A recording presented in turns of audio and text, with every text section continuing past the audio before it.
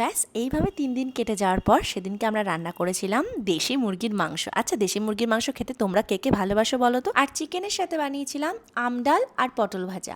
আর সকালবেলা ব্রেকফাস্টে আমরা খেয়ে নিয়েছিলাম ডিম টোস্ট, যেটা কিনা ভীষণ স্পাইসি করে বানিয়েছিলাম, মানে মন যা চায় তাই করে নিয়েছিলাম সেই কদিন।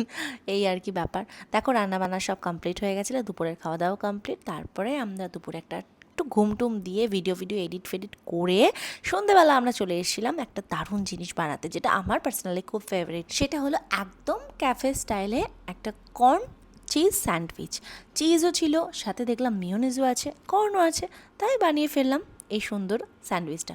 এটার রেসিপিটা ডিটেলসে আমি দেখাতে পারিনি, বাট তোমরা যদি চাও অবশ্যই আমি শেয়ার করে দেবো। এটা পার্সোনালি আমি বানিয়েছিলাম, ও এসেছিলো বলে। আমি একা থাকলে খুব একটা বানাই না, কারণ আমি বাড়িতে একাই থাকি, তো সেরকম খাবার কেউ থাকে না, তাই ওকে খাইয়ে টেস্ট করেছিলাম, বলেছিলাম কেমন হয়েছে বলো, বলেছিল দারুণ। চলো দেখা হচ্ছে নেক্সট ভিডিওতে, বাই।